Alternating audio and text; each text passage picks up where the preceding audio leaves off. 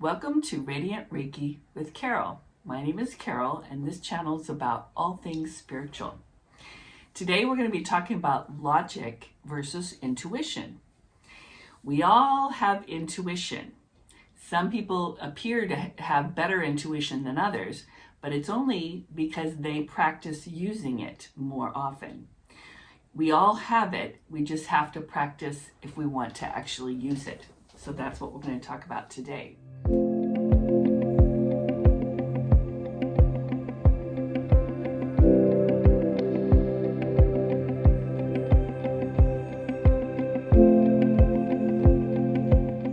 Intuition can help us make crucial decisions in our lives, but we have to be able to tune in. We've got to stop that mind because it wants to use logic. Intuition is the ability to understand immediately without conscious reasoning. For example, when you walk into a room and you feel some kind of weird tension going on, that's your intuition. Nobody told you about it, you just felt it. That's your intuition, right? Logic uses reasoning and analysis from past events about future events. So your intuition is the inner knowing that transcends logic. Some people feel that using your intuition is the highest form of intelligence. There's a really cool quote from Einstein I want to share with you. It says, "The intuitive mind is a sacred gift, and the rational mind is a faithful servant. We have created a society that honors the servant and has forgotten the gift." So remember that intuition is a gift. We got to use it and accept it, receive it. So intuition can become weakened by that ego, which is always loud. Our ego is fear and judgment. It's a lot of fear and judgment, and it's always really loud. The intuition voice is quiet and positive and never has fear or judgment involved. Using logic is great for many issues, but when you have difficulty deciding upon something, that's when it's time to use your intuition. If Googling and other people's thoughts about an issue, like what should I do? What did this person do? What did that person do? Sometimes that leads you down a rabbit hole, and then you get more confused. That's when it's time to use your intuition. So here are some ways to access and recognize your intuition. The first thing is be quiet and listen. My sister Molly has great intuition, and she would tell her children this when they were growing up to whenever they had a decision to make, they need to allow it to come to them and not chase it. So she said you'll be able to allow that decision to come to you because it's inside you. You'll know the answer when you're quiet and you listen, which is such great advice, really good. So I love that part about don't chase it, let it come to you. That's perfect. Number 2 is sleep on it. This is also good advice.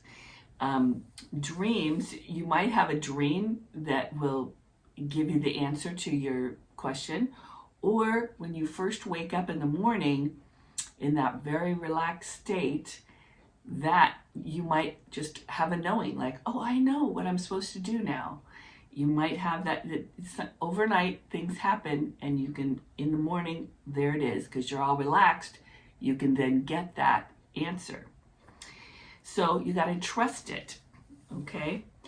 The number 3 is if something feels right, then it probably is, right? So you need to just trust it and not ask all these other people what they think you should do, because they don't know what's right for you. You know better than they do what's right for you. And so that answer is always inside of you. It just needs to come out. Now, if your intuition tells you to ask somebody about something, well, then that's good. That's still intuition, and then that's the right thing to do. Also, the intuition is a voice. Remember, it's a voice inside your head that's always positive and usually quiet. And that's what your higher self is. Your higher self is you, and your higher self is always positive and usually quiet.